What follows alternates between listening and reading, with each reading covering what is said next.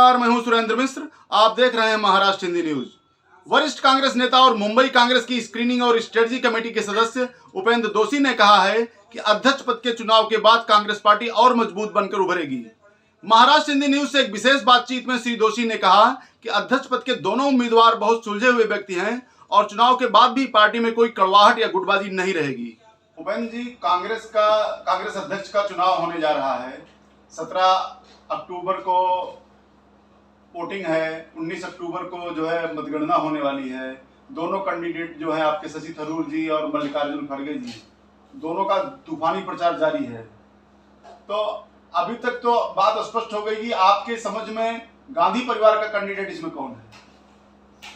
देखो, मैं आपको स्पष्ट बात करूं, मैडम सोनिया जी ने, कांग्रेस अध्यक्ष श्रीमती सोनिया गांधी जी ने ऐलान कर दिया है, राहुल जी ने ऐलान कर दिया है कि हमारे गांधी परिवार का कोई कैंडिडेट नहीं है। हम किसके समर्थन में भी नहीं है, हम किसके विरोध में भी नहीं है। जो 9000 पीसीसी डेलीगेट है, जिसको बोलते हैं प्रदेश प्रतिनिधि, वो 9000 लोग वोटिंग करने वाले हैं। उनको सबको एक संदेश गया है कि भाई आप निष्पक्ष रह के आपको वोटिंग करना है, कोई भी गांधी परिवार का उम्मीदवार नहीं है। अभी मल्लिकार्जुन खड़गे जी की अगर बात की जाए तो बहुत वरिष्ठ नेता हैं और वो 8-9 बार जो है एमएलए रह चुके हैं, 3-4 बार एमपी रह चुके हैं। पार्टी में उनकी एक प्रतिष्ठा है, लेकिन उनकी उम्र 84 साल हो गई। क्या उनका एज जो है वो उनके निगेटिव फैक्टर नहीं माना जाएगा? पहली बात तो मैं ये करूं कि मल्लिकार्जुन खड़गे जी नीचे से ब्लॉक लेवल से इतनी बड़ी पद पे 9 टाइम विधानसभा के सदस्य रहे, 3-4 टाइम लोकसभा के रहे, राज्यसभा के रहे, लोकसभा में विरोध पक्ष नेता रहे, आज राज्यसभा में विरोध पक्ष नेता है। तो उनका अनुभव तो कांग्रेस पार्टी में उसका जैसा अनुभव किसको नहीं है। एज फैक्टर की बात आप कर रहे हैं, तो एज फैक्टर की बात के ऊपर मैं कुछ ज्यादा बोलना नहीं चाहता हूं, लेकिन मैं इतना बताऊंगा कि जब नरसिंह राव जी को एज फैक्टर नहीं नड़ा, जब मनमोहन सिंह जी को एज फैक्टर नहीं नड़ा, तो मुझे नहीं लगता है, क्योंकि नरसिंह राव जी और मनमोहन सिंह जी दोनों बीमार नहीं रहे थे, तो इसके लिए उनको एज फैक्टर नहीं नड़ा है। और ऐसा मैं मानता हूं तब तक खड़गे साहब भी बीमार नहीं है, ये एज में भी फिट है, ऐसा मुझे मालूमात है। तो उसको उसमें भी एज फैक्टर नहीं लगना चाहिए, ऐसा मैं मानता हूँ। लेकिन दूसरी तरफ आपके शशि थरूर जी जो हैं वो वैश्विक मामलों के प्रकांड विद्वान माने जाते हैं, 3-3 बार के एमपी हैं और उनकी उम्र भी नहीं है। उनकी पर्सनालिटी, डैशिंग पर्सनालिटी के मालिक हैं वो। तो क्या ऐसा नहीं लगता कि ऐसे लोगों को कांग्रेस अध्यक्ष बनाया जाना चाहिए? नहीं, जरूर। वो शशि थरूर जी नॉलेजेबल व्यक्ति है, प्रभावशाली व्यक्ति है, उसका व्यक्तित्व बहुत असर करने वाली, अपील करने वाला व्यक्तित्व है उसका।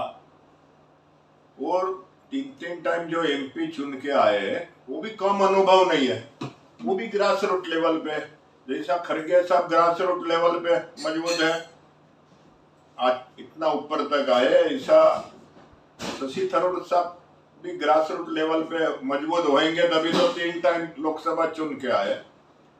तो ये दोनों की तुलना करनी पड़ेगी क्या है। लेकिन शशि थरूर जी G23 के भी मेंबर रहे हैं, तो क्या ये उनके निगेटिव नहीं जाएगा ये मामला?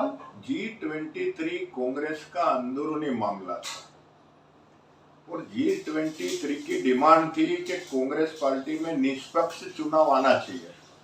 वो निष्पक्ष चुनाव गांधी फैमिली ने, कांग्रेस अध्यक्ष सोनिया जी ने डिक्लेयर कर दिया और अब इस निष्पक्ष चुनाव की तारीख वाइज प्रक्रिया शुरू हो गई।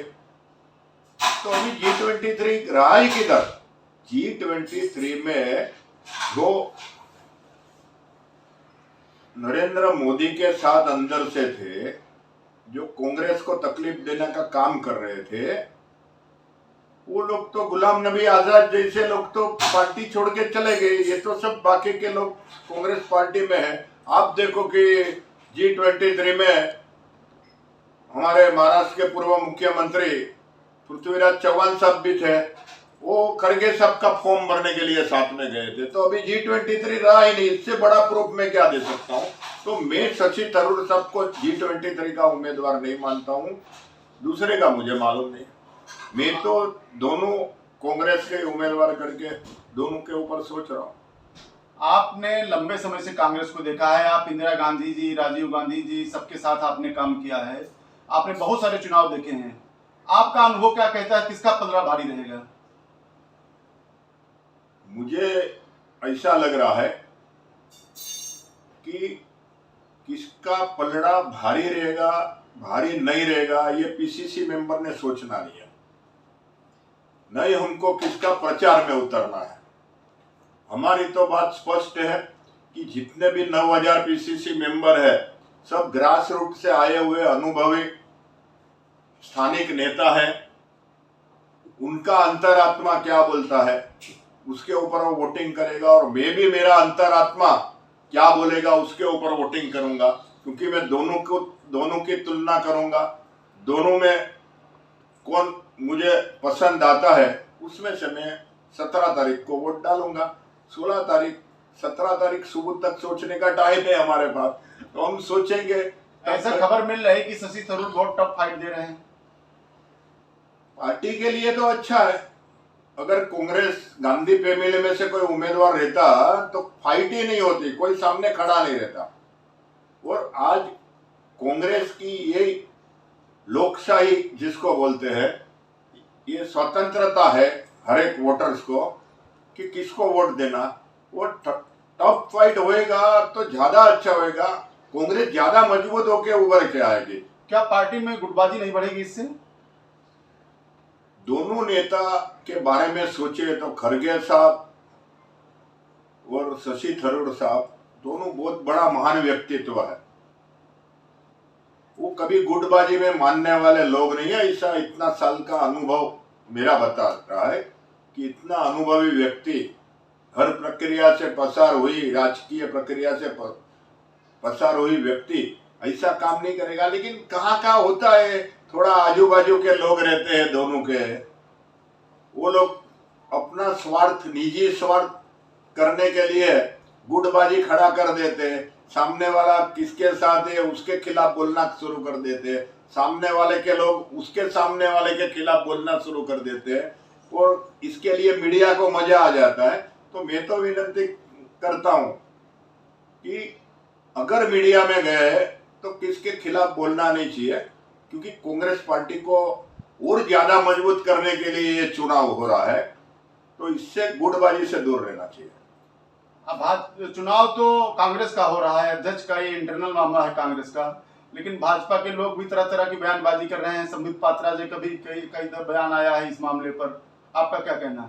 देखो, मेरा भाजपा से पहला सवाल ये है, संदीप पात्रा की बात बाद में आती है। भाजपा के लोग जो तरह तरह की बात कर रहे हैं, उनका जेपी नड्डा साहब चुन के आए हैं क्या?